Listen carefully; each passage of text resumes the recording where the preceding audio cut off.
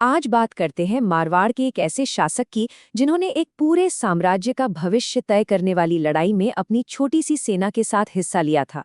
ये कहानी है राजा जसवंत सिंह की, जिनका नाम आज भी साहस और वीरता का प्रतीक माना जाता है। जसवंत सिंह की पूरी कहानी घूमती है 3 राजपूत आदर्शों के इर्द गिर्द। शौर्य, निष्ठा और जबरदस्त सैन्य कौशल, यही वो सिद्धांत थे जो उनके जीवन के हर फैसले में साफ साफ दिखाई देते थे। हम बात कर रहे हैं राजा जसवंत सिंह की, जो 1629 से 1678 तक मारवाड़ मतलब आज के जोधपुर के शासक थे। उन्हें मारवाड़ का सिंह भी कहा जाता था, और सच कहूं तो ये उपाधि उनपे बिल्कुल सटीक बैठती थी। वो एक निडर योद्धा तो थे ही, एक बहुत ही काबिल शासक भी थे। तो इनकी कहानी शुरू कैसे हुई? असल में उनकी शुरुआत बहुत ही कम उम्र में हो गई थी, जब उन्हें मारवाड़ का इतना बड़ा सिंहासन संभालना पड़ा। सोचिए, उनका जन्म 1629 में हुआ और सिर्फ 9 साल की उम्र में 1638 में उन्होंने अपने पिता की जगह गद्दी संभाली। इतनी छोटी सी उम्र में एक पूरे राज्य का भार उठा लेना, ये उनके असाधारण भविष्य का पहला संकेत था। चलिए, अब आते हैं उनकी कहानी के उस सबसे बड़े मोड़ पर। वो था धर्मत का युद्ध। ये सिर्फ एक लड़ाई नहीं थी, बल्कि ये उनके साहस, उनके नेतृत्व और उनके उसूलों की सबसे बड़ी परीक्षा थी। एक ऐसी लड़ाई जिसने इतिहास में उनका नाम हमेशा के लिए दर्ज कर दिया। तो सवाल उठता है, आखिर ये लड़ाई हुई क्यों? देखिए, ये कोई छोटी मोटी जमीनी लड़ाई नहीं थी। ये तो सीधे सीधे मुगल सल्तनत के तख्त की जंग थी।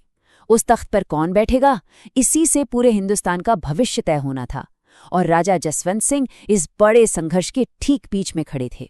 हुआ ये कि मुगल बादशाह शाहजहां के बेटों में तख्त के लिए एक जबरदस्त जंग छिड़ गई। अब इस लड़ाई में जसवंत सिंह ने साथ दिया कानूनी वारिस दारा शिकोह का। और उनके सामने कौन था? वो था महत्वाकांक्षी औरंगजेब, जो किसी भी कीमत पर सिंहासन हासिल करना चाहता था। और पता है, इस लड़ाई की सबसे हैरान करने वाली बात क्या थी?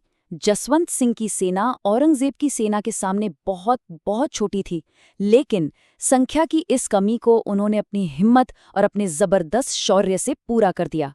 नतीजा चाहे जो भी रहा हो, राजपूतों ने ऐसी बहादुरी दिखाई कि पूरा युद्ध का मैदान उनके साहस का गवाह बन गया। तो धर्मत के युद्ध का नतीजा भले ही जसवंत सिंह के हक में नहीं रहा, पर इतिहास ने इस लड़ाई को हार जीत के लिए नहीं, बल्कि उस बेमिसाल बहादुरी के लिए याद रखा। ये लड़ाई राजपूत शौर्य का एक प्रतीक बन गई। मगर कहानी यहीं खत्म नहीं होती। जसवंत सिंह सिर्फ एक महान योद्धा ही नहीं थे, बल्कि मैदान के बाहर वो एक बहुत काबिल शासक भी थे, जिनकी काबिलियत कई दूसरे इलाकों में भी साबित हुई। जैसे एक तरफ तो वो मुगल सेनापति बनकर अफगानिस्तान में विद्रोह दबा रहे थे, तो दूसरी तरफ अपने राज्य मारवाड़ में किलों को मजबूत करने और प्रशासन को सुधारने में लगे थे। और इतना ही नहीं, कला और संस्कृति को भी उन्होंने खूब बढ़ावा दिया। इससे पता चलता है कि वो एक वीर योद्धा होने के साथ साथ एक बेहतरीन प्रशासक भी थे।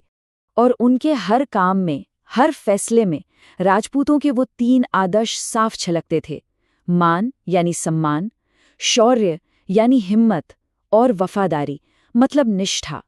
उन्होंने अपनी पूरी जिंदगी इन्हीं उसूलों पर जी, चाहे वो जंग का मैदान हो या उनके राज्य का शासन। तो सवाल ये है कि वो अपने पीछे छोड़कर क्या गए? उनकी विरासत आखिर है क्या?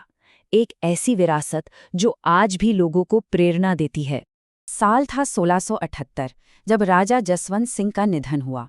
उनकी मौत के साथ ही मारवाड़ के लिए एक युग का अंत हो गया, और उनके राज्यों को एक नए तरह के संघर्षों का सामना करना पड़ा। पर देखिए, जसवंत सिंह की असली विरासत वो किले या जमीनें नहीं हैं।